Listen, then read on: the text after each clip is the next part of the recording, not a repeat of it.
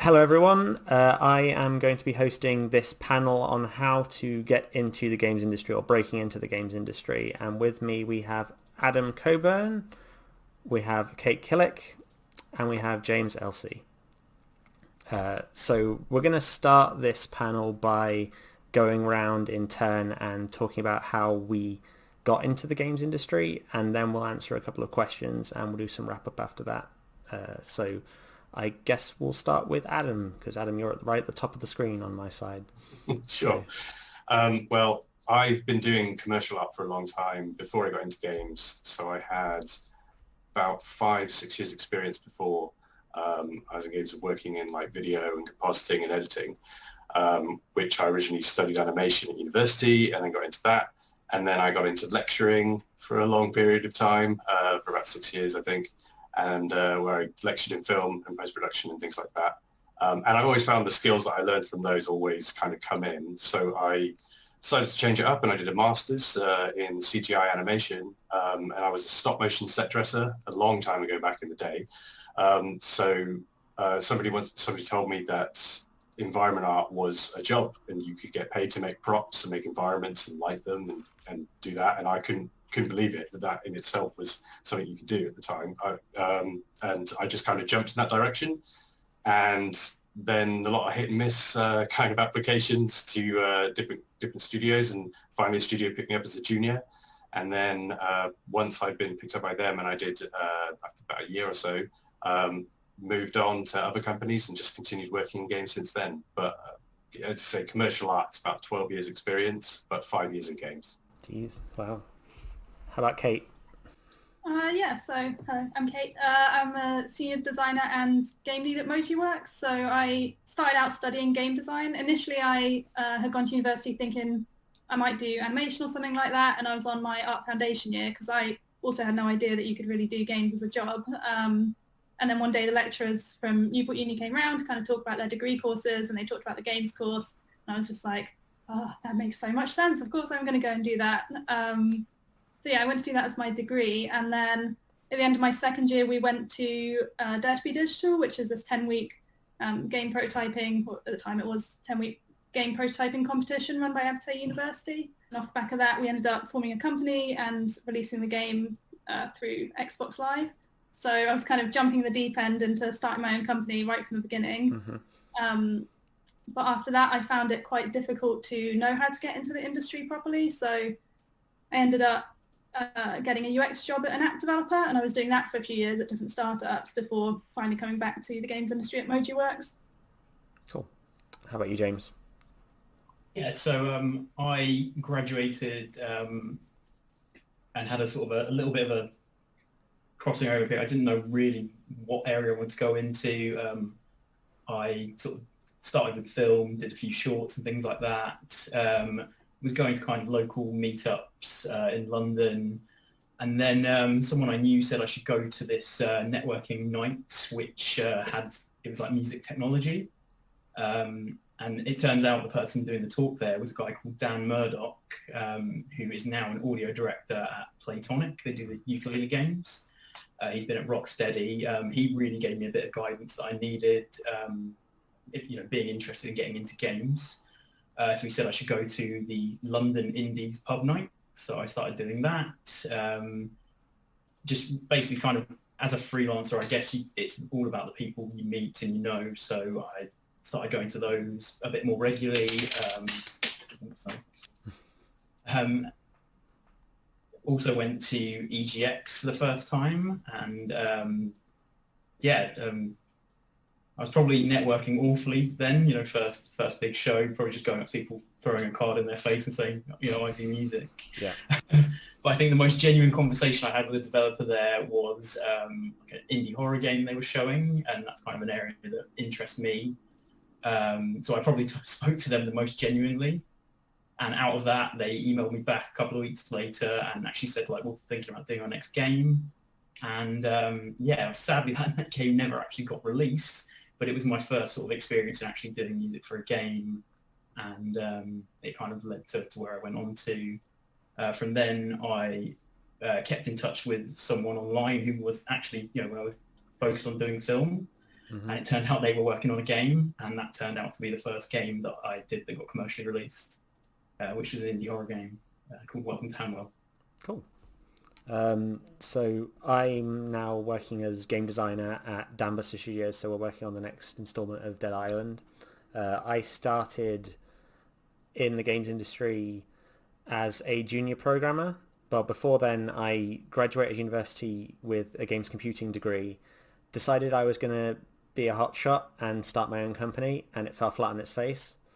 And then I decided I was going to do it again, and it fell flat on its face. And then I eventually ended up getting a job as a junior programmer, and within 6 months of being a junior programmer, because of all the rapid prototyping I'd done, they promoted me to a game designer position, and then I've always been a game designer since then. I had a brief foray in tech design, but I sort of flipped between tech design and game design in general. So yeah, that's all of us, I guess, and our weird journeys. But I think one of the main threads I noticed through most of them is we've all picked up contacts along the way as well, and they've helped us along and try and get us into the industry, which I think is a really important point. So we've got a bunch of different questions that I think we should go through. So I'm going to start with the first one, which is from a lovely young lad, BAFTA-nominated young game designer called AO. His question was originally more design orientated, but I've tried to make it more sort of generic so we can all answer the question, which is, for an internship or entry-level position, what kind of examples of work would you be looking for if you were to be hiring, or what examples of things do you know people look for when they're hiring for that? So shall we start with James? What kind of things would you expect from like an audio position? Yeah, it's sort of difficult because my position's so unique. You know, in terms of music composition, jobs don't really get put out. You know, there are cases where they do, but really it's just through the connections, you know. Mm-hmm.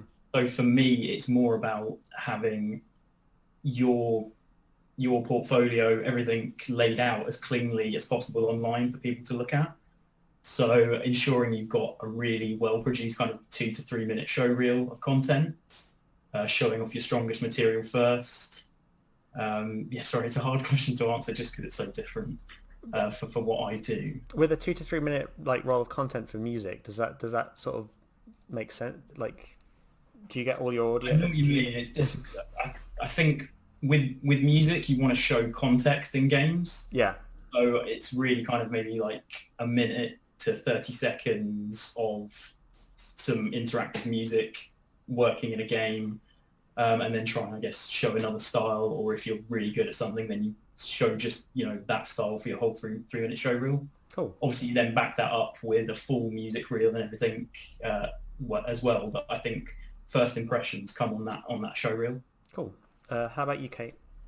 I've got quite strong opinions about it. It's something I've thought about quite a lot, especially when I'm doing mentoring, and I've kind of written some blog posts about this kind of thing, because it comes up a lot with design, right? Game design is such a difficult thing to show your portfolio of, because so much of what you do is like under the hood, and sometimes depending on the project you might have loads of documentation or all these different things, and it's quite hard to know how to distill that down into something that's just enough to pique someone's interest. That's the best bit of advice I ever got, actually, from one of my mentors, was you just want enough to pique the interest to get to interview. You don't need to tell them everything. You don't need to, give them massive long detail about the project. You just need enough to get their interest. So I think for me, like I always say, do case studies. I think case studies and showing the kind of hands-on stuff that you've done.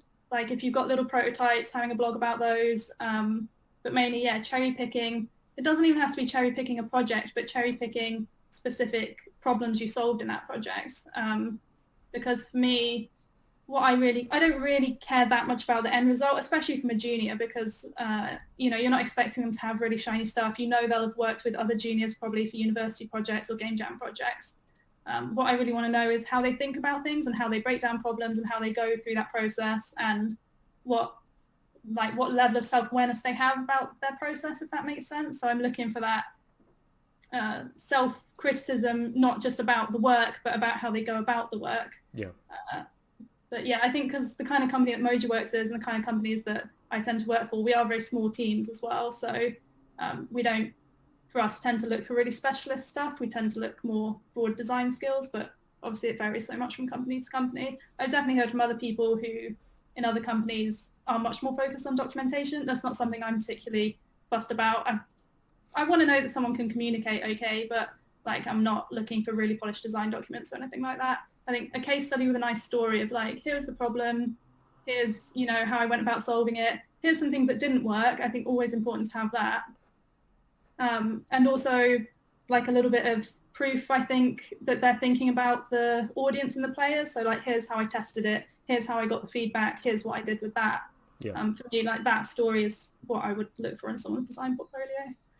I'd say about the same with me from in terms of design. I like to look for people who have strong prototyping skills as well, because I find that whilst a game design I find that game design documents tend to get thrown away very quickly in terms of development. So if someone can create a prototype of the thing they're trying to get across, that tends to be, a prototype is worth 10,000 words when a pitch is worth 1,000. So I look for people who have that kind of ability to just make an idea in its rough and disgusting form. Like they don't care about the code behind it. As long as it works, it works. So I'd say that's probably the same kind of, I'd look for the same kind of things in the design role. Yeah, I think for me, sometimes I get a bit worried when I see a designer who's putting too much emphasis on documentation in the portfolio, because I think, well, do they understand that, you know, it's not all about just writing out the theory of a game and now you've got a fun game. You know, you have to get stuff into prototype or try things out or mock things up in different ways. And yeah, not to just think that coming up with the ideas is all that game design is. Yeah, I think little gameplay videos are also a nice way of doing things. I saw one person's portfolio a while back where they'd done audio commentary over their game, explaining why they'd done certain things, and I really liked that because it reminded me of the sort of, you know, the Valve, they leave the little speech bubbles in their games, that kind of thing, to show why they did a certain thing. So I like videos of things rather than just big long lists of things I need to read. How about you, Adam, for art and 3D art? Art is it's a broad one, isn't it?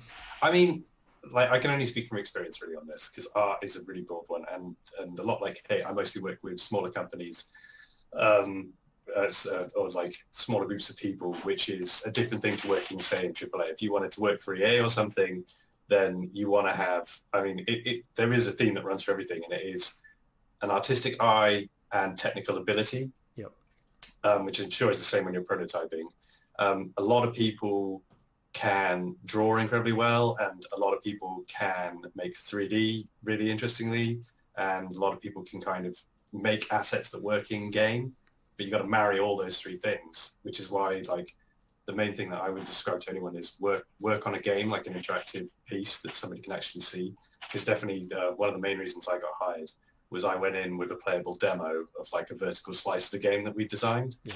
And I'm not saying everyone should create a game, because that's insanity. No. But if you can create like the tiniest bit, even if it's a first person, or you use pre-made kind of third person, first person bits of kit that come with the engine, like get something in engine, check it works, like make sure it's a playable thing that people can look at, and like play to your audience.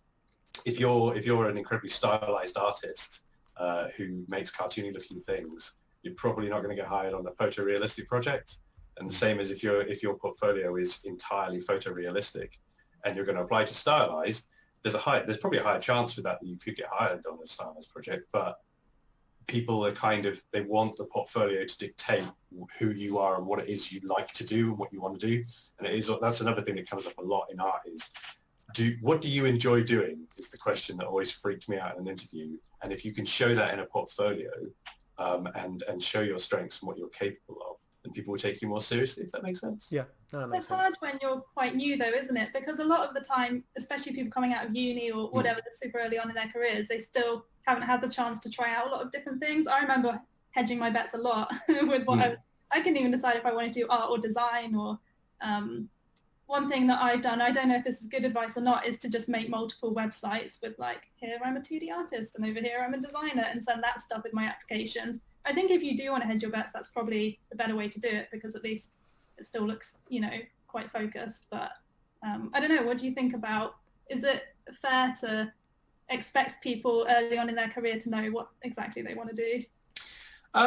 Not really. I mean, I definitely agree. You don't have to decide straight. You shouldn't come out of whatever it is, whether that's you're working and studying part-time in terms of like, training yourself, whether you're at university or anything.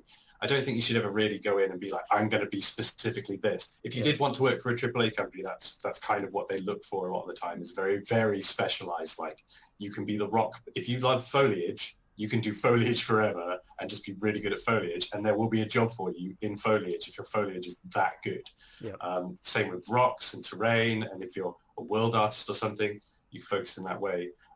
I've definitely never been like a niche person. I say that I found out that environment art was a thing that you could do, and I got excited.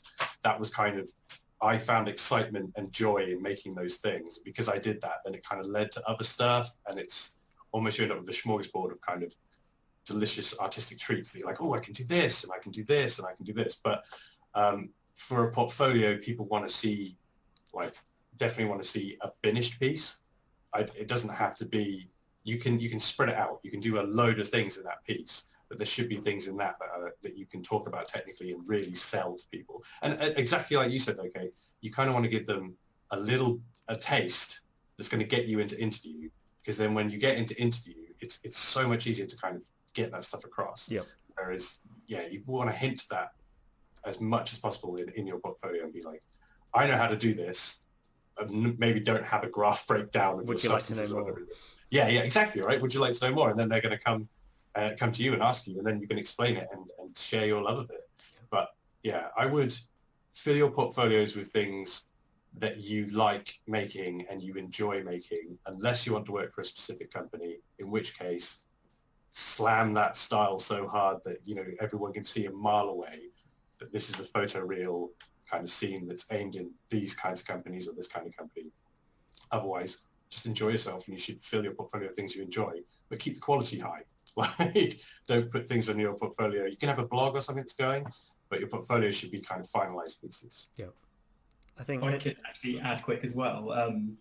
From a music point of view, at least when you're starting out, I think really important to compose to this, or to work. Hopefully, it crosses over to other disciplines, to work to the strengths of the tools you actually have. Because the gear I have now compared to what I had when I started is vastly different. And so if you're trying to do amazing orchestral music but you don't have the sounds to really back it up, then work to what the strengths you have. If you've got guitars around you, then use guitars. Don't sort of dive in on things, because in what we do, it's so important to be able to prove straight away that you can do something. So work to the strengths that you have at the time, and then start to grow tools and grow what you're doing with that as well. I think it's perfectly okay not to know exactly what you want to do. So if I went back in time 5-6 years ago and said, you're going to be doing the UI and UX work for a game, I would have said, no, that's insane. I hate doing UI work. It sounds boring as hell, but now I love it. So I think it's perfectly okay to change your mind and grow into your job, but you need to get in through the door first. So that's where that sort of, you've got to hit the marks initially, but then you can grow as a person once you actually got through the door, if that makes sense. The next question is, how important is a degree when it comes to getting into the games industry? I think we should all raise hands as to see whether or not we have a degree. So let's do that now.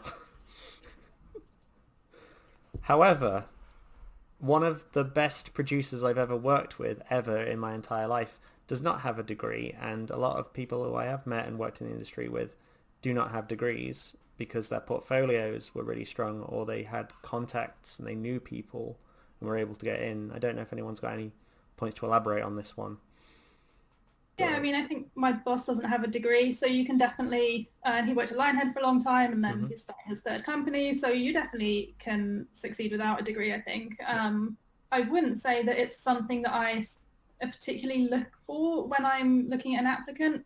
The thing is that I'm looking at the work, and obviously the degree gives you the chance to make some work, right? That's what I think you really get out of the degree, is your portfolio. I don't think, or I don't know, maybe it's a bit different because the degree is now so different to when I did my degree. When I did my degree, it was quite early on, the games degrees as a concept. So the stuff we learned was not the kind of stuff they learn now in the degrees is really useful stuff, right? Like they learn about free-to-play economies, they learn about all the tools that I never learned about, and I talk to my juniors, I'm like, oh man, I really wish I'd learned that stuff at university. But you know, the tech and the process and everything are changing all the time, so whatever you learn in your degree anyway is going to you know, become obsolete in a few years, so you're always having to keep up, having to learn on the job. I think, you know, if you've been self-taught and you've had the chance to put together your portfolio, you've just got as good a chance as someone with a degree. That's on me. Can I've got a thought on this, because I agree definitely. I've worked with some amazing artists and some amazing people in various roles who have never been to university, just grafted, got good. The key thing that I would say that is kind of the link to what they've done and university is they study, like they spend time like disciplining themselves, not in a weird way, to kind of learn the graft, to kind of put the time in to understand, from an art perspective, to understand an artistic eye, or to understand layout, or to understand what makes that silhouette work and this one not, and things like that. You have to put time into it and just like learn as much as you can, because you're not gonna, if you're not doing a degree, you're not being forced to study and to academically break things down, which is one of the things that I got from my degrees, is like just having the time, and somebody gives you the thread and you pull it, and then it's the road that you go down. And if you're not studying, you have to do that yourself, and it's on you to try and better yourself and understand what it is you want to learn. So there's a lot more pressure. That's one thing I'll say, is it's a lot harder. And also if you're working as well, because everyone I know who's done that, and I've done it myself, you've got to pay the bills, you've got to work, so you've got to find time for that. You've got to, you know, really set your time out for it. So it's graft. I mean, either way, it's graft. One of them, you end up with an amazing student debt, and the other one, you're paying the bills, but you're putting all your free time into that thing. And the best artists I know are just the ones who just do it naturally, or just, it's not even natural ability, because a lot of people are worried about that. It's like, oh, you're so naturally talented. No, the best artists are people who just put the time in. I'm sure it's the same with music, right, James? Yeah, I mean, there's not really a precedent for it. You know, people will always want to listen to your work first, but you do see sort of job roles for sound designers, and you know, the rare cases for music, it might be included as a, you know, an extra desirable but not a requirement. So it's something that I'll always put on my website, and you know, when I'm applying or talking to people about things, it's something I'll include. But yeah, the most important thing for me out of my degree was kind of getting that maturity and, you know, figuring out how things work. Mm-hmm. So does everyone, like, just a thought, but does everyone kind of think that it's a case of not just being able to do the thing, but being able to understand how and why you did the thing, and then being able to kind of, like, that's one thing that I got from studying and from just generally working, is being able to say, I did this, and the reason I did this is because of this. Yep. And in university, that's all you do all the time. It's not just I did a thing, I've got a block of paper to back me up that says why I did it. And because that gets hammered into you, and it's the same with artists who don't go to university, is they can tell you how they got there without just saying, I did a pretty picture. They can say, oh, I did this because of this, and I think this, and it's actually got a thought process to it. Yeah, I think one of the things that when I moved from game design into tech design at the studio I'm at the minute, I hadn't learned Unreal at all, and I had like an initial interview where I told them I don't know Unreal at all, but they gave me the same test everyone else would. But my ability to just go and check online and research that I'd learned from university made it so then I could be like, yeah, this might be a bit rough and ready. The prototype is it works kind of, here you go. And I still got the job because I'd proved that I could go out and I could search for things, because that's what most programmers end up doing. They've got Google on one screen, Stack Overflow, and on the other screen they've got their Visual Studio. So like, if you can prove that you can go out and you can learn something, that's more invaluable than just knowing a thing. If you can go and show you can learn and adapt a new skill, because we're always changing and evolving in this industry. So being able to update your skills is really, really important. Yeah, and that's what you're looking for, especially in a junior, isn't it? Because you know they're not going to know every piece of software. They're not going to be necessarily someone you can just throw in and they're going to suddenly know everything. You're looking really for like, can they learn the stuff? Do they have the critical thinking? Have they understood something about, you know, what it takes to make games in whatever discipline they're in? Yep. Isn't that what the line in every application that says self-motivated takes the initiative is about? It's literally, I've got a problem, rather than bothering 10 people with the problem, can I just solve it? And if you can solve it, you've just saved a load of work for a bunch of people. The next one would be any advice on how to present a game dev portfolio? So does anyone have any like words of wisdom here for presenting a portfolio? I do. I have many. I like to Go write for about it, Kate. and tell people about it. But I think my main one, I guess regardless of the discipline, is that like the work is the star of the website, right? Because, or the portfolio. I'm assuming we're talking about websites here. Yeah, a website, I guess, or I mean... And number one, get a good domain name and a good email for your website. Yeah. Number two, like simple, clean, good usability. Like, you know, I'm not expecting a game designer to be necessarily a visual designer or a UX designer or UI designer because, you know, there's lots of different flavors of game designers.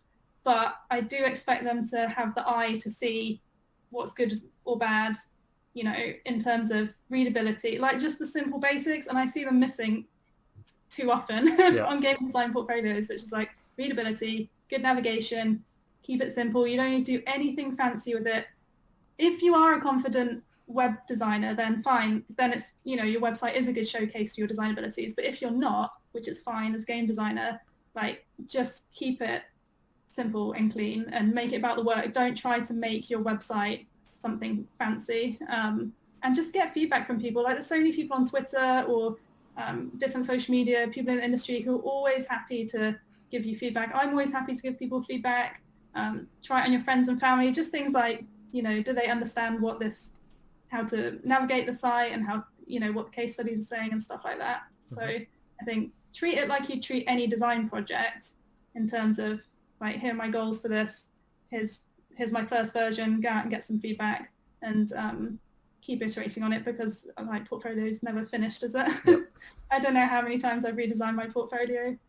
Probably at least 20. I haven't for a while. I probably should get back to it at some point.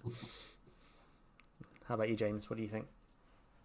Yeah, I'd say most importantly because, you know, people are inundated with music composers, it's fair to say, you want to make it as simple and easy for people as possible. So you want to sort of deliver things with the least amount of clicks.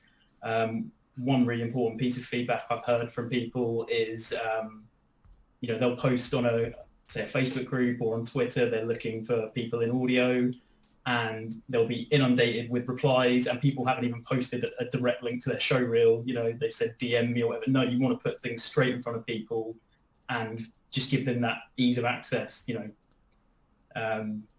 Sort of don't overdo it with the writing. Keep it as sort of concise to the point as you can, and just, you know, acknowledge people's time and that they're taking their time out to listen to your work or to review your work. Do you have any useful like websites or stuff that you use to like host your music? It's like SoundCloud. Yeah, so I mean, I have a sort of domain name website, and then kind of everything's stitched together within that from YouTube, SoundCloud, and yeah. Obviously, you can sort of use everything separately as well, but it's best to start with the website and then have everything branch out from that. Cool. So, you know, I'd say give someone one link, and then if they want to go further, they can do that from your website. Okay. And Adam? From an art perspective, put your art in and make sure it looks good. That's probably key. I mean, everyone has an art station nowadays. I did have an interview recently where somebody said, like, it was really nice because I've got my own website. It's very quaint. You have your own website. It was different, and apparently that was a thing. So it's not a bad idea to have your own domain. You can do your own stuff with it. It's going to cost you some money. So from a freelance perspective, you've got to think about that. Yeah, I mean, for art, you've got to show what it is you want to do. You know, if you're a prop artist, show props. If you're a bit of a generalist, like I'm just a generalist. So my portfolio shows a bit of VFX, but it shows some set dressing, it shows some model production, there's some photogrammetry in there, some stylized stuff. Like, if you're specifically into something, show that, show it good, show a lot of it, show progression as well as good. People kind of want to just see the final thing. They don't really, the process is something they may come to, but most of the time they're going through like cases. You get applications all the time, right? You've probably got like 150 on the backlog, and you've got to go through those. How many are you going to get through in a day? So yeah, hit them hard, hit them fast with the art. Nothing wrong with an art station. It's a really good way of doing it. It can show stuff. The only problem is like there's the scroll factor in that. Are they going to scroll down it? People might not open, like a 3D viewer or something. They may just look for the 2D stuff. So yeah, put the stuff that's going to sell it at the top of the page, and then you can have the functions and stuff underneath. But people are going to go mainly from that initial wow factor of like, oh, that's interesting, or oh, what's this, and things like that. Like, you got to catch them, hook them fast in a portfolio. So would you like to know more kind of incident? Exactly, it's that all over again, right? It's that looks shiny and it looks kind of cool. Let's look a little bit deeper into that. This is interesting. Oh, you actually know what you're doing, and that's generally what happens to get you into interview. That makes sense. So the next one is, how do I find my first job when mostly everything is either senior or a lead position? And on top of that, a tangent from that, I'm gonna sort of elaborate on that and say, what about jobs that always require X number of years of experience in the games industry? So we'll start with the first bit of, are all the jobs seniors and leads? Because I don't think they are. I think it's a case of they're looking in the wrong places. Do you want to take this first? Go for it. It says it's got so many years experience, but that doesn't mean you shouldn't apply. Like, number of jobs in my life I've got where you chance it, and you should go for it and apply, because the worst that happens is you get nothing back. Whereas if you don't apply, then you never even tried. And the number of jobs I've got into where it was like, we need this, and I'm like, well, I kind of do that, and I understand this, and I say that in my cover letter. Like, I may not be the perfect candidate for you, but I do know these things, and I'm willing to learn, and I want to go there. And it's always put me in good stead. And yeah, I mean, if it's like, think about the job, like, look at the job itself, right? Sorry, I had to think about that for a sec. Look at the job itself. Do you think you can do that job? If it's running 15 international teams and you've never run one, probably don't do it.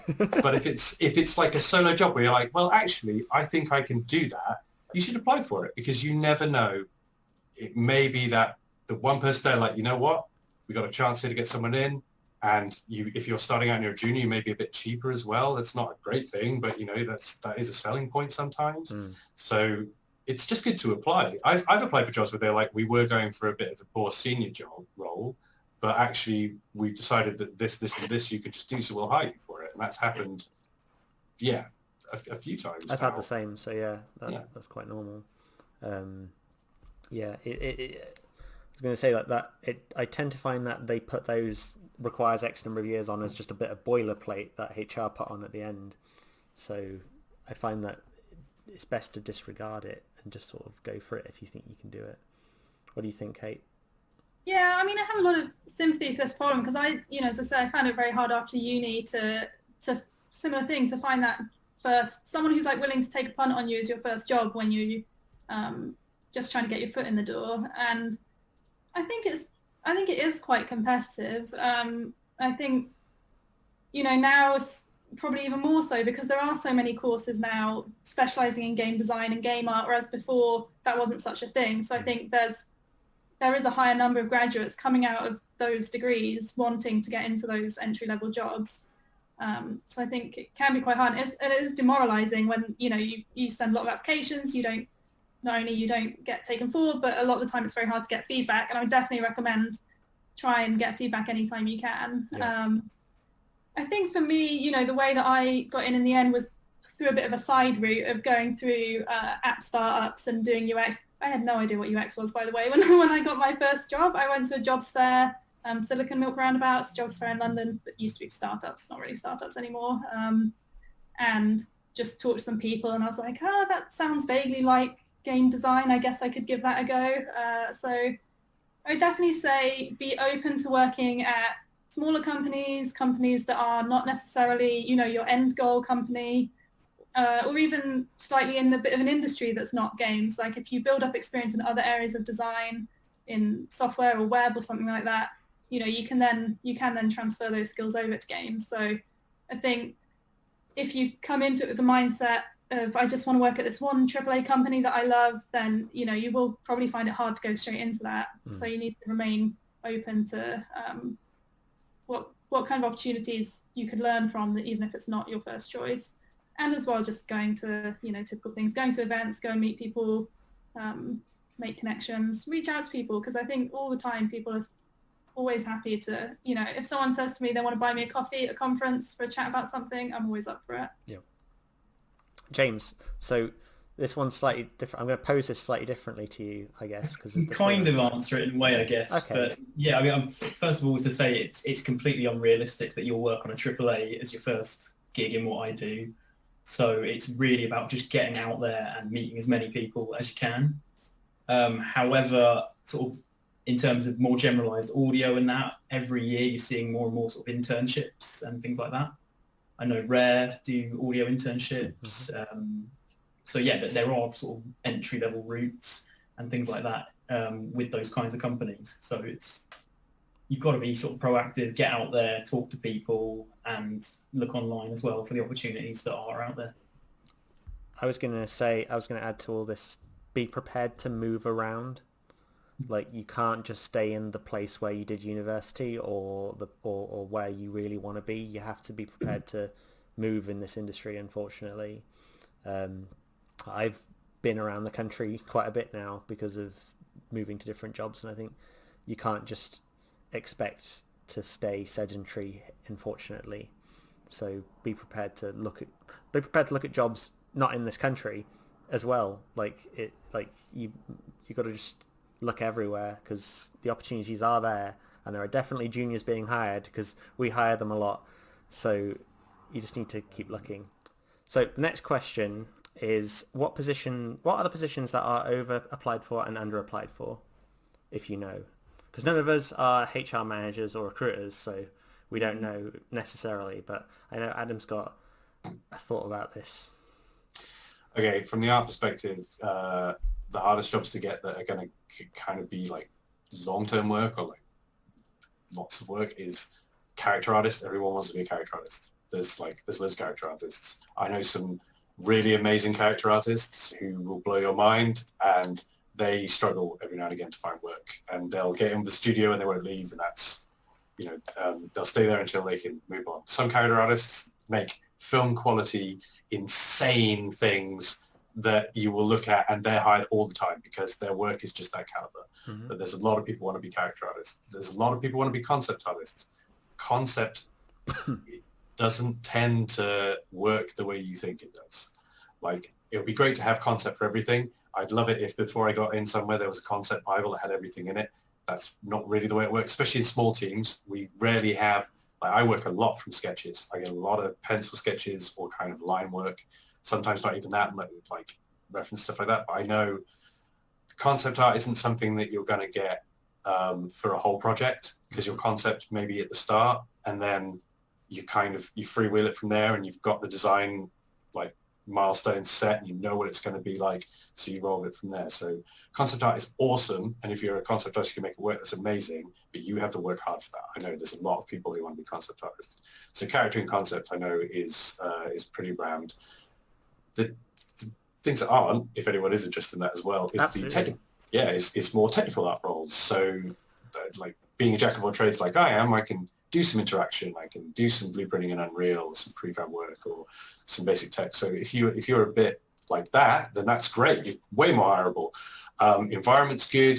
Again, it depends what you're going for, because environments are like huge in games. Like, unless you're making something that's based in the stadium, in which case you're probably making the different stadium parts. Mm-hmm. Like, there are so many environments in games. I'm not saying everyone needs to go out and be an environment artist, because if you don't like doing that, don't do that.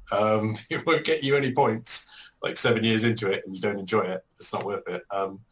But yeah, I mean, from an art perspective, there's lighting, there's texture work, there's just modeling in general, there's animation, people love animation. There's technical rigging. There's all this kind of stuff. Like, games art is so broad. If you just want to draw two-dimensional stuff, you're going to have to do way more than just concept for games. If you want to be a character artist, you've got to have the look. You've got to have it. It's got to look amazing. Whereas if you want to get into stylized stuff, you can do loads of stylized things. Stuff like that. It's harder to get into, but you've just got to make sure it's there in your portfolio. So yeah, look into other roles than just game art. There's so many little roles and things like that. And learn a little bit of tech. It doesn't hurt. I know tech art is massively undersubscribed because we find it so hard to get tech artists. Yeah. So yeah, if you're good with particles and things like that and shaders, that black magic, then you're going to find you'll get jobs much quicker than everyone else will. Someone who can make me a wonderful shader that does the thing I need to means I don't have to do the thing. Yeah. If that makes sense. It just does it. So that's, it's wonderful. I'm not sure what it's like in sound design. James, do you know much about? Yeah, well, I mean, so I can definitely say, obviously, anything creative is oversubscribed, and again, it's technical. So if audio programmers are worth their weight in gold, and if you're starting out from an early age, if you can at least sort of demonstrate an interest in those fields and the more technical side of things. So it's not just can you make a great piece of sound for sound design, can you implement it into a game as well? And so all those tools are kind of free to go and download and do the tutorials. There's tutorials of real games, Limbo, there's a sort of sound design and audio implementation tutorial. So if you can at least early on be proactive in looking for those kinds of things, then you'll jump ahead of 90% of the people in the queue. I had no idea that was a thing. That's quite cool though. Awesome. So WISE, 2 Ws, WISE and Fmod, I guess, are the 2 industry standard tools for that. Is it WISE? I always call it WISE. Yeah, we're wise. We're wizards, we're wise, yeah. How about you, Kate? What do you think from like a design perspective? Because I mean, I don't know if I would say it's oversubscribed. I can only really speak to the kind of hiring I've been involved with at MojiWorks. Obviously, we're a mobile company. We work on free-to-play games, mostly for Snapchat at the moment and other chat platforms. So, hopefully if people look at our website and understand what we do, they would understand the kind of skills that we would look for from a designer. But the things that I tend to see that I suppose confuse me a little bit, because I think either maybe they don't quite understand the type of stuff we make. It's either narrative design. So I would say for us, that's a bit oversubscribed because we don't really do any narrative in our games. So I think people wanting to be more, and I guess it is again more the creative side, wanting to write or be narrative designers. And level design as well sometimes comes up quite a lot. And again, it's not super relevant to the kind of thing that we do. And I can't imagine, it depends. Obviously, if you're making sort of certain types of mobile games, you would still have that. But for the kind of stuff we do, that's not really something we would specifically be looking for. I think the things that are more likely to give you an edge, always the technical stuff, I think is a bonus. I think UX design is, a big topic in games at the moment. So if you can come to game design and you can show that you have a good understanding of UX, or if you want to sort of go towards that direction, that's a great thing to get into at the moment. Or free to play, anything relating to free to play, economy design, that type of thing. That's something that we find quite difficult to find people who know a lot about that side of things. Yeah, I probably basically agree with you on all that stuff. I tend to get headhunted by technical design jobs all the time compared with normal design jobs, and I think everyone likes the idea of being a game designer, even though they don't fully understand and comprehend what stuff you do during the day, which doesn't tend to be much in terms of game design. So I think, if you've got that technical skill or you've got a technical edge in any field, you're probably going to go further than you would if you didn't have that technical skill, especially as a junior, because they'll be like, oh, this person knows how to make the computer do things. Let's get them quickly. So yeah, that's that one. Next one is, how much training do you get before being expected to perform like the rest of the team when hired into an entry-level position? So I guess we've all probably had experiences of this. James, have you had experiences of this kind of thing? Not in an in-house role, so it's just learn on the job for me. if you're lucky enough to get hired for something, and then you sort of learn to make as few mistakes as possible. Everything's kind of short deadline based for me. Can I deliver sort of 5 minutes of music in a sort of couple of weeks or a month, and then deliver the next? Everything's kind of delivering assets in packs. So can I get through the next deadline without making those mistakes, and then move on to the next one, kind of. So you never really had that sort of like nice safety net of being eased into the job compared with everyone else. No, I guess that's the problem with freelancers. No, there's no safety net. But yeah, okay. How about you, Kate? What was your experience of initially getting into the industry? I think it was, I didn't really go into like a junior role initially. So I was kind of starting my own company and then going, I guess I started as a junior UX designer. And I wouldn't say, if you're coming in as a junior rather than an intern, I wouldn't expect to necessarily have like a period of training. But obviously the company that's hiring you, they have their expectations set according to your level of seniority, right? So they don't expect you to hit the ground running with everything. They probably expect to have to support you a lot and to have oversight and probably to micromanage you a little bit for, I guess, I don't know what you guys would say. I would say a year or two being junior before hopefully taking on substantially more responsibility. But in the beginning, you get given small bits of responsibility, right? That basically whoever's managing you knows if that doesn't go well, it doesn't matter that much. Every company will have some different tools. We don't use Unity or Unreal. We're using Play Canvas, so I wouldn't expect someone to come in necessarily knowing how to use Play Canvas, knowing how to really use any of the specific software for game design. So we definitely support people with learning that stuff. But we wouldn't consider it like a training period, if you know what I mean. Mm-hmm. Okay. How about you, Adam? How was your first entry into the... That was my first entry into the thing. I don't know when it comes to how long you got to train. The thing is, you've got 3-month probation wherever you end up going. And it's 6 months. Wow. Yeah. Well, be careful. You're on you heard it here first. You're on tightrope. Oh, so yeah, I usually get three months probation, and the problem you got in that, from what I experienced, was I had like a week. So and then I had to be making stuff. But the thing is, when you're a junior, you end up doing slog jobs. So you do all the you'll do the thing that has to be done 150 times, and you'll just do that over and over and over again. And then from that, you'll have learned X, Y, Z, and then you'll know how to do that. So they can give you something else that you can do that's a bit more advanced, and you go from there. And then you might find that in the 3rd or 4th week, they give you something that's a bit that pushes you to see what you want. I don't think anyone ever structures it. It would be great if companies did have like a structured, for a week you're doing this, and then for another week you're doing this, and then we're going to give you the hard job, and we'll see how you do on that, and then we can see if we need to train you more or not. But most of the time it's, hey, this is our game. This is great. And you're like, oh, this is cool. And then here's the system we need you to do. And you go, okay, I'll do that. And you do the thing. And then a week later, you're doing that thing and it's all going in game. Because you're very unlikely to get hired as a junior at the beginning of the game.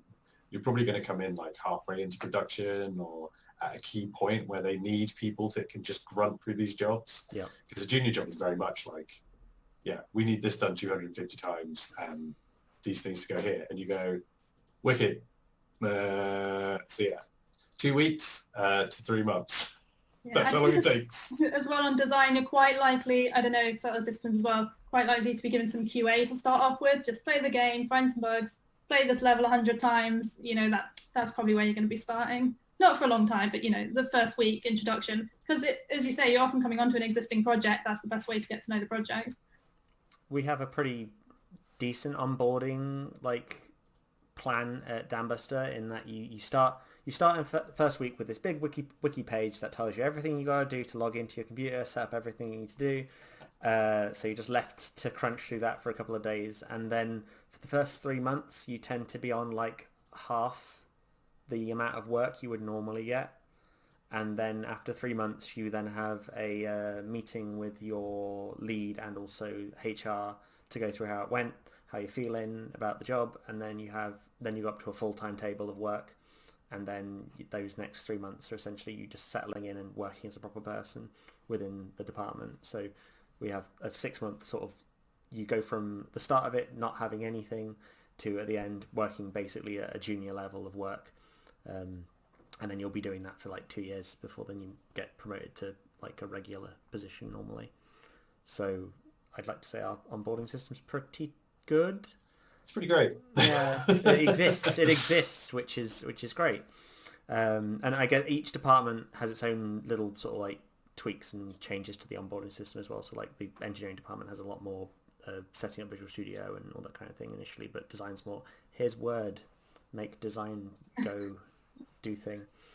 So yeah, I think one of the things that I remember in my initial starting job feeling really inadequate in the first couple of like months, and I had this chat with the HR manager, and she said that one of the things that tends to happen at whatever job you start at, you always feel inadequate in the first couple of months because you don't feel like you belong, and you're sort of having to like deal with that as a person. I don't know if anyone else has experienced that feeling of being out of their depth when they first start at a company.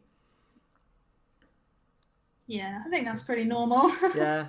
With every job or music, like how the hell do I do this again?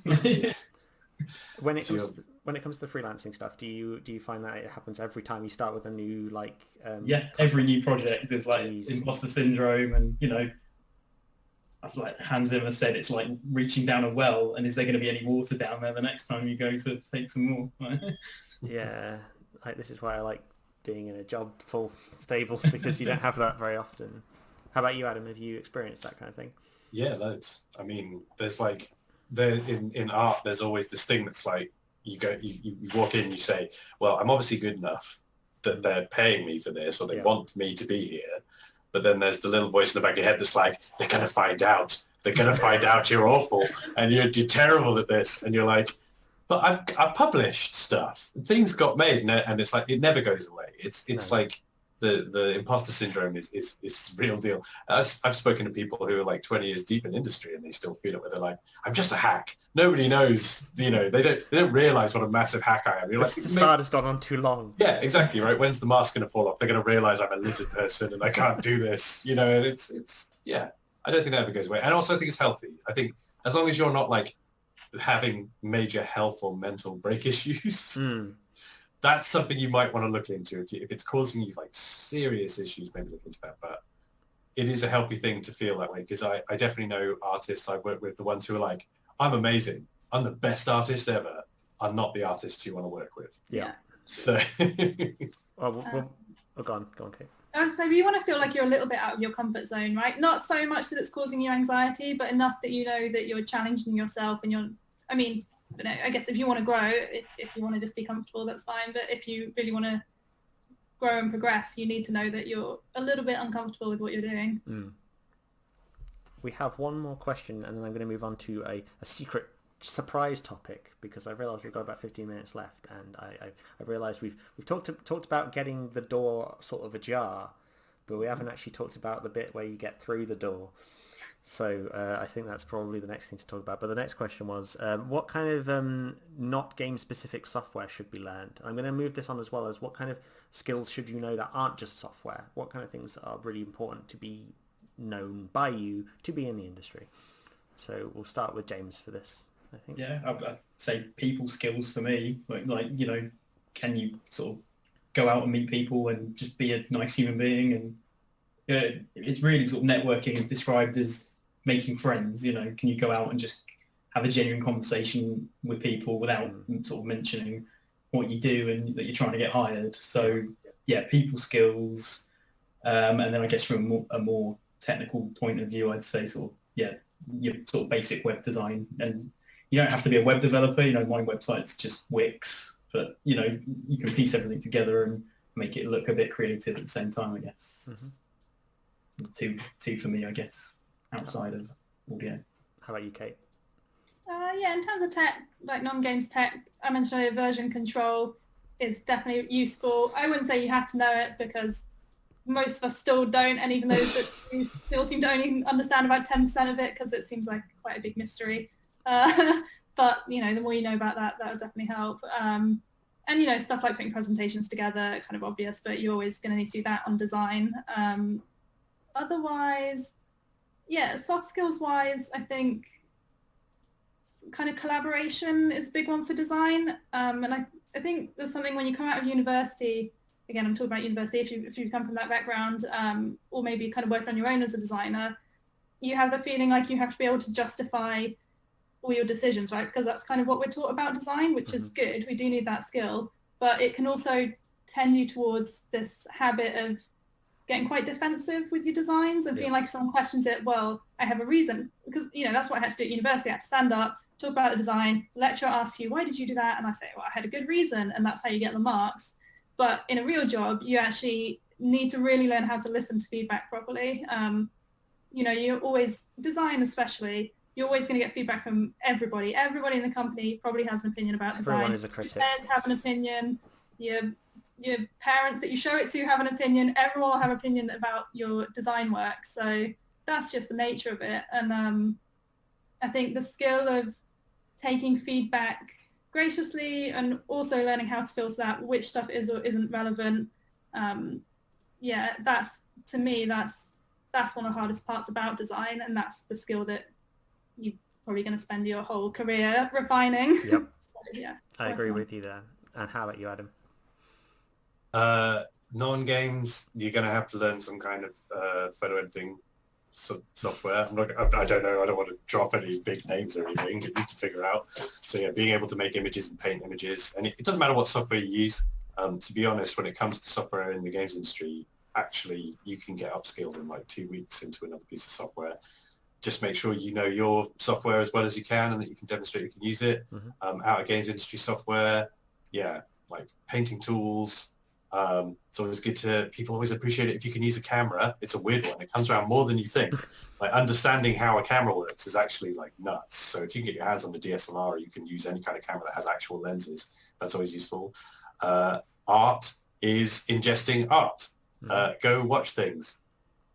Read stuff. Like it's one of the things that I find most interesting, especially in games artists, is you can tell somebody's inspirations and they talk about it all the time and stuff like that. So have loves and joys and things like that. And going to those, yeah, like interpersonal skills and what's important there. Being pleasant is great because you're going to have to spend time with these people. So if you're just, I just don't be a nasty person. Try and be nice so you can work with people.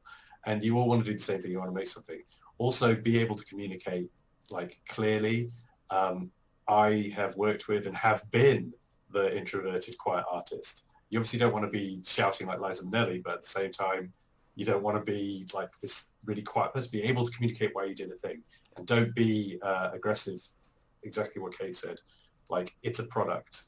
When you're in industry, it's going to get made and people have opinions and you have to go with what people say. Yep.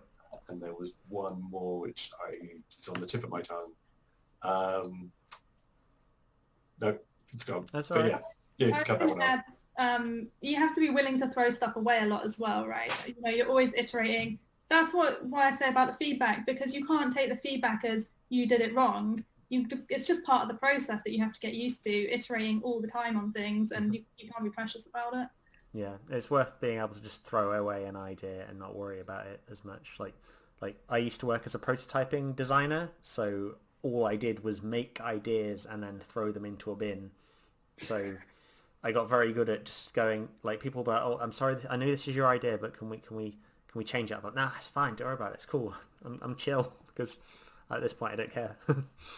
But yeah, learning that skill. As a freelancer as well, if you're not doing what's, you know, if they don't like what you've done, then you haven't done your job, basically. So handle sort of rejection / alterations and things like that, and yeah, let it go. Don't take it personally. Just figure out what they do want, and move on. I see a lot of juniors get very stressed out and defensive and irritable when things don't quite go their way early on in their careers. And I don't say they get they get a little bit jaded, but they I guess their sharp edges round off over time, because they start realizing that it's not all about getting your way. It's about building the product together and working together as a team. So I think as time goes by, if you can get in early and do that early, it'll be a lot less stressful and a lot less upsetting for you in those first couple of years if you can just sort of get over yourself.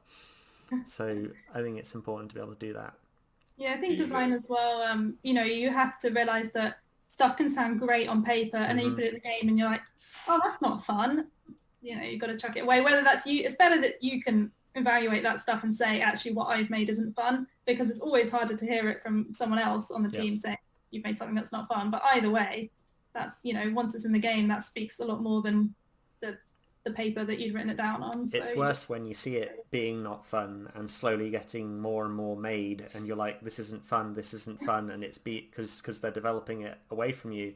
You're just watching it become less fun until it's made, and then everyone's like, this isn't fun, and I'm like, well, yeah, I kind of got that as soon as it started getting made.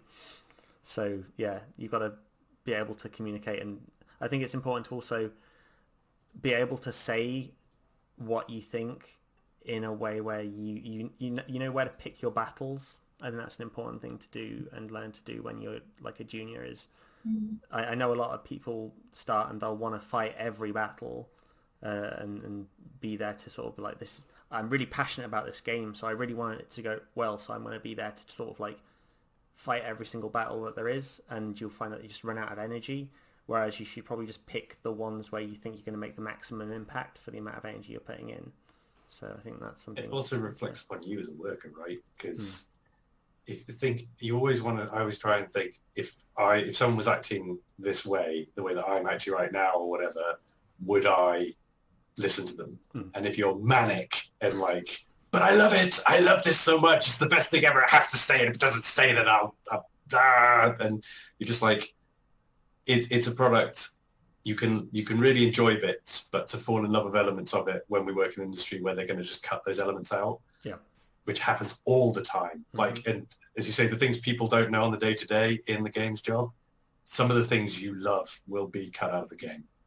You just get used to that. You don't want to become jaded, but you have to understand that the game has to be made, and your amazing design, this chunk here that's never going to go into the game, it's because it has to be finished and we need to get it out, and it has to be as good as we can. And there's always the next game. There's always the next game you can put it into, so it's not too much of a problem. Or if you're in free to play, there's always the next update.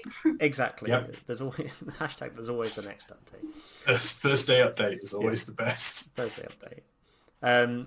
So I guess the final thing to talk about, now that you've opened the door is slightly ajar. It's the interview. So I guess in this last few minutes, we should go around and have our tidbits and wisdom about interview. But I guess with James, you'll be, how do you get your clients?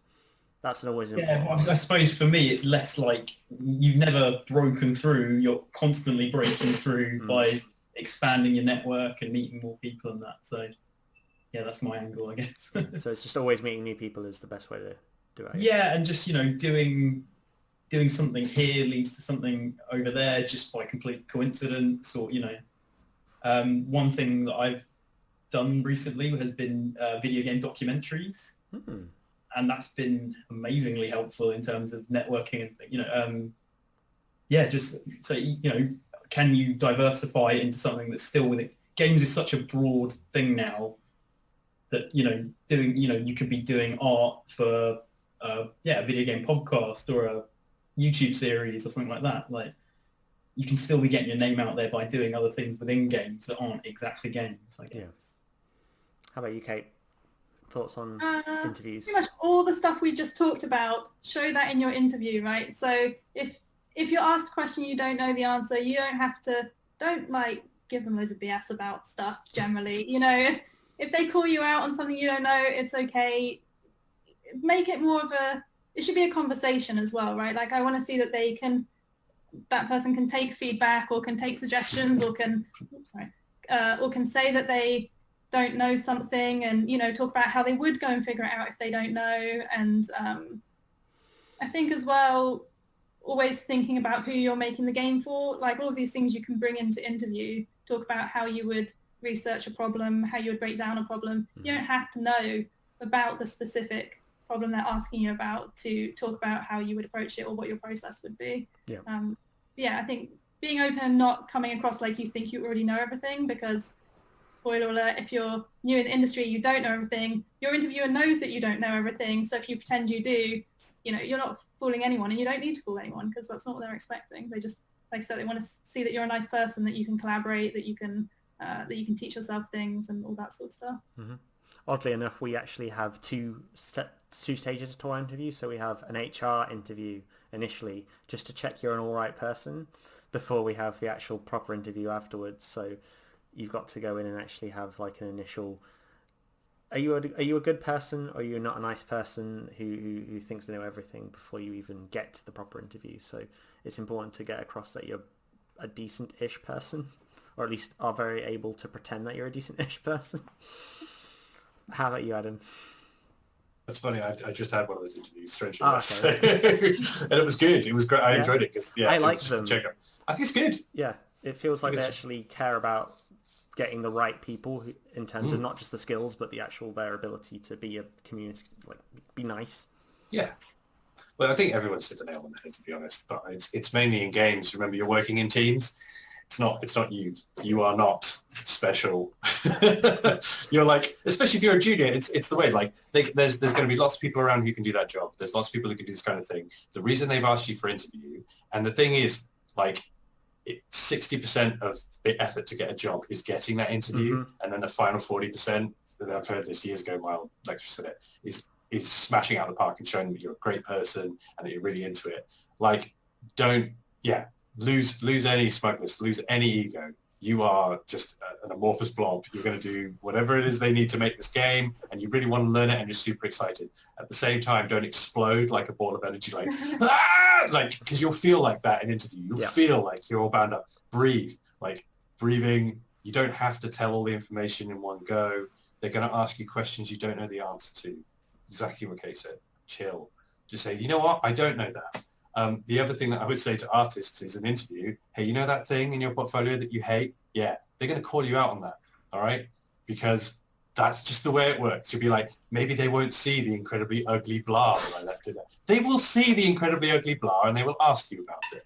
I remember having an interview where somebody once said, yes, pretty good for a Quake level, which was not a great interview, I'll tell you now.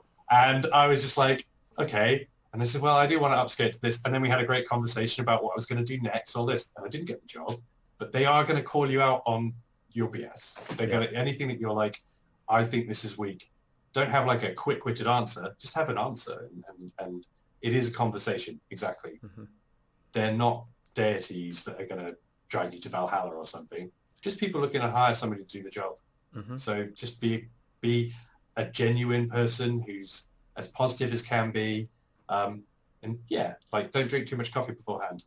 God, yeah, absolutely. Yeah, don't do that, or go for don't go to McDonald's beforehand either. Oh yeah. Smell like Thing about McDonald's. other companies. I had a guy once who I met at a jobs fair who was just like, I'm just looking for a games company that's not terrible. Is your games company terrible? Because I just think most games companies are terrible. I was like, well, that's not exactly for word what he said, but pretty much what he said. And like if you bring that kind of attitude about other companies, why would I think that I want you to work at my company?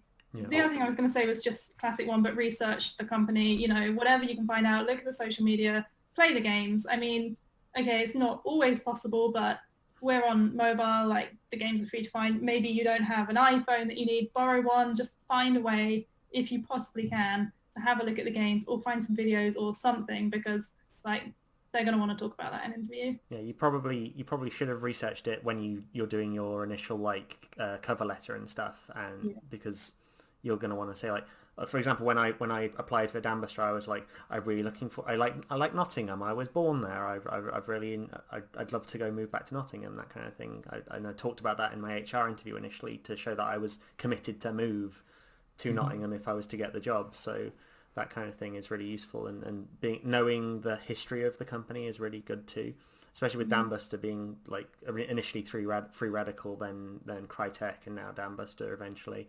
That kind of knowing that kind of history will create that conversation and mean that you've actually given a crap about the company you're going to go work for. So again, this classic thing about asking questions. I always like it when candidates ask me things like, what is your planning process like? Or I mean, this is kind of a bit of like process nerd, but or they want to know more about the culture, or they want to know more about anything really, like just to see that they have things that they're looking for and they're trying to figure out if you're a match, because what I don't want to feel like is I'm interviewing someone, even if it's true, which it may well be if you're really early on, someone who would just literally take any job. I want to feel like they feel we're a good fit for them as much as they're a good fit for us. Yep. And sometimes if you get the vibe of, they really don't care where they work, they just want any job, that's kind of off-putting in that way, right? Mm-hmm. I've had a couple of AAA interviews, which I didn't get. With smaller companies, you won't get this as much because you just hit the ground running. But with AAA companies, I tended to get the question, what is it you enjoy doing? And I'll tell you, when you're after any job, that is the scariest question in the world, because it feels like it's laced. It feels like it's like, oh, if I don't say I like that, they're not going to. And it could be the case, could not. But like, know who you are and know where you would like to go. And feel free to say that if they ask you, because there's nothing wrong with that. Unless you're like, never say, I want to be the ideas person. That's the one thing nobody wants to hear, right? I want to write the ideas, because that's not a job. And I've had that job and it was horrible. Oh, really? Yeah, it was miserable. It was one of the worst jobs I've ever had. It was just coming up with PowerPoints and prototypes every day and seeing them get blown up. So it doesn't exist in art. There's no ideas. Not people in art. Not a fun job. Don't do it. Don't do it to yourselves. You won't enjoy it because you'll just see your ideas get murdered and you'll go mad. So The one last thing I would say is, don't talk about the job you're not going for. Don't say you really enjoy another job, because then they'll think that you should be doing that job. That's actually one I've had a couple of times. I really enjoy this aspect of blah. And it's like, well, that's not the job. And you're like, okay. I really enjoy game design when applying for a QA job, that kind of thing. Yeah. Okay. Well, we have pretty much done our hour now of talking, which it's been pretty fun, hasn't it? It's been pretty eye-opening. I hope everyone who watches this on the stream find this useful and their chat is full of nice comments rather than horrible ones. We'll see. But I'll now have everyone plug themselves. So I'll start with Adam. Feel free to plug yourself as a person. Hello, I'm Adam Coburn. I'm a freelance artist working in Niantic. My Twitter handle is @KirbyChup, like Chuppa Chup, but Kirby Chup. And that's probably the best way to get hold of me. And Kate? Yeah, I'm Kate Kellick. You can find me on Twitter. I'm @the3rd_Kate on Twitter. Mojiworks is hiring. We're like pretty much always hiring, so you can check us out, mojiworks.com. And James? Yeah, so James LC Music is pretty much me for everything. So that's Twitter and my website, jameslcmusic.com. Anyone in audio wants to sort of contact me through there, send me a message, then get in touch. I can try and answer anything else for you. Cool. I'm Shaun Oxbring. I am game designer at Dambuster. We're working on Dead Island at the minute. And my Twitter is @OxyOxbring. And we're also hiring as well, so check out our careers page. Thank you, everyone. It's been an absolute pleasure having you on this evening.